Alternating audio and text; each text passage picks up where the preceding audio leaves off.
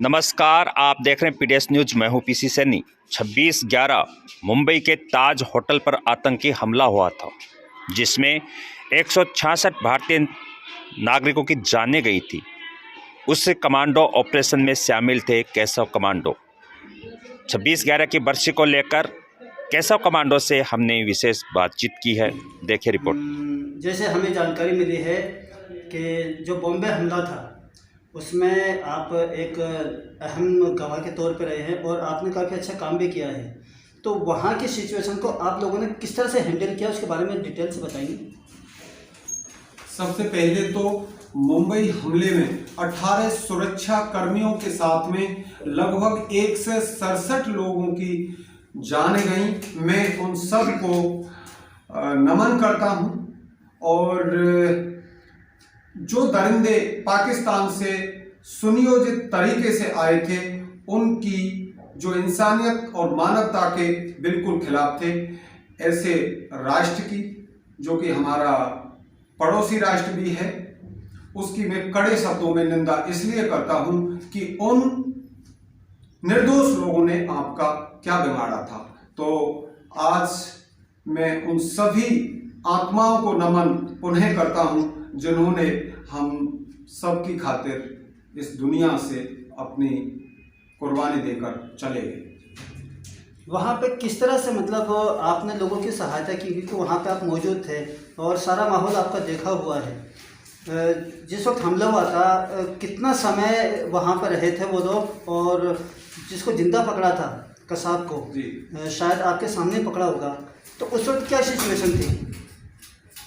ये ऑपरेशन लगभग 26 तारीख को 8:30 बजे शुरू हुआ था और ये 29 तारीख के सुबह 8 बजे हमारे आला अधिकारी, हमारे शीर्ष नेतृत्व और उस टाइम पर आईपीएस डीजी ज्योति कृष्ण दत्त साहब थे, उन्होंने इसको क्लियरेंस दिया।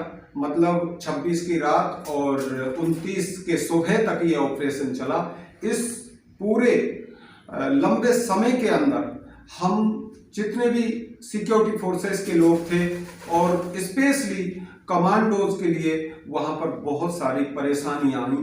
बावजूद परेशानी के एक सैनिक का धर्म होता है, उसका कर्म होता है, और उसको कर्म योद्धा इसीलिए कहा जाता है कि वो अपनी जान को की बहुत बड़े लेवल पर पहुंच चुकी थी। जब हम गए थे तब वो बहुत ज्यादा लोगों को मार चुके थे, जो मुझे आज भी खलता है।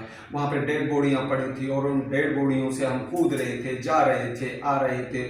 मैं समझता हूं कि एक पार्थिव देह काफी उस तरह का चीज हो जाती है, लेकिन हमें खींचना पड़ा, हमें उनकी आड़ भी लेनी पड़ी, हमें किसी को कुछ करना पड़ा, लेकिन हमारा जो मकसद था उसमें हम कामयाब रहे और हम उसको अच्छे से कर पाए, क्योंकि तमाम हिंदुस्तानियों की दुआएं हमारे साथ थी। हालांकि उस होटल में धुआं का होना और बहुत सारी फायरिंग होना और उस तरह का मंजर था जिसमें मैं जब चले जाता हूं तो क्योंकि काफी उस तरह की चीज हो जाती है। इस ऑपरेशन को लेके क्या सरकार ने आपको सम्मानित किया? भारतीय सेना में ऐसा होता है कि गैलेंट्री अवार्ड्स मिलते हैं, बहुत सारी चीजें होती हैं।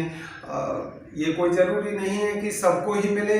मैं सैनिक की बात नहीं कर रहा, मैं भारतीय जो अपनी सरकार है, सरकार की तरफ से आपको, क्योंकि सेना तो करती है सम्मानित अपने बोते पे, लेकिन सरकार ने आपको अलग से सम्मानित किया क्या? भारतीय सेना, भारतीय सरकार या भारतीय जनता की जो दुआएं हैं, सबसे बड़ा वही एक सैनिक के लिए सम्मान है, वही रेस्पेक्ट है। और नॉर्मली ऐसा होता है, बहुत सारे कमांडो लगभग 200-250 थे, तो उनको स्पेशली ये वो सम्मान वगैरह सब वो अलग बात है।